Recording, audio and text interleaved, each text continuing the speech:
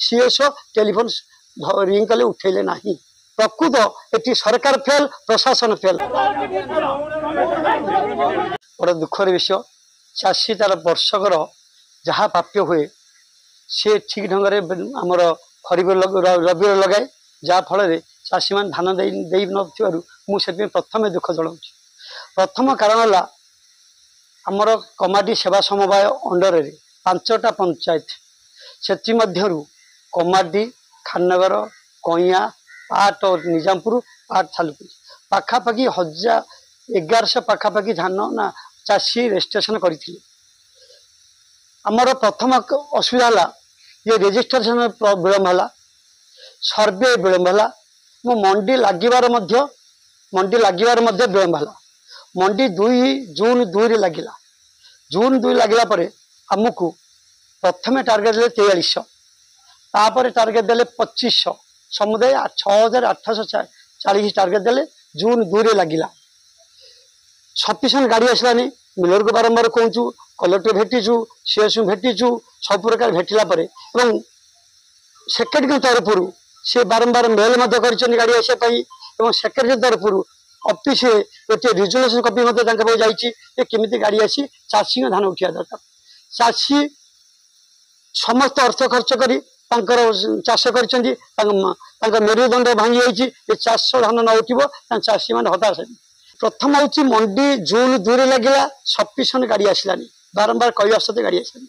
जून 18 रे आम मझे चाषी राखी कर मीटिंग करूँ 15 तारिख में, जून 15 तारिख में।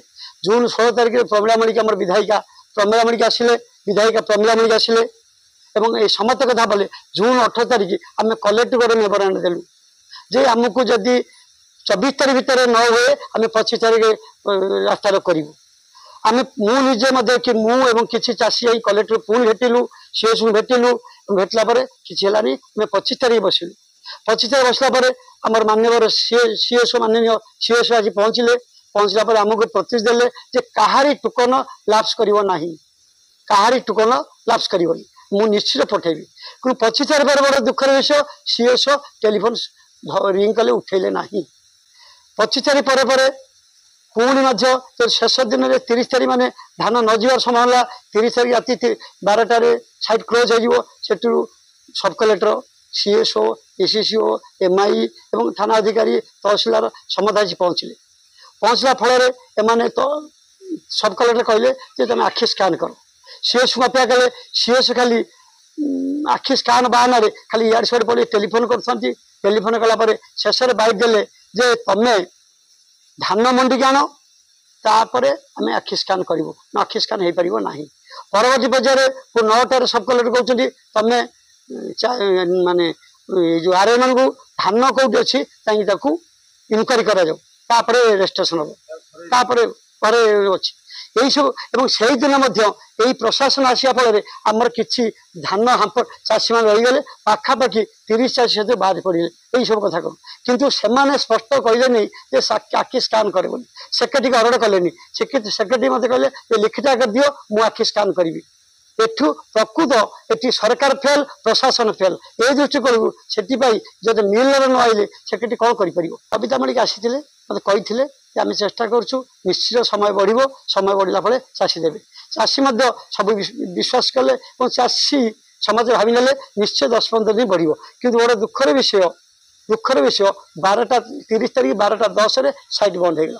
किंतु कौन सी प्रकार आम एठी आखि स्कान कर सुविधा नाला जो मैंने जोगाण अधिकारी मुख्य आते से रिटिन देते कौन हो पार था कहीपर।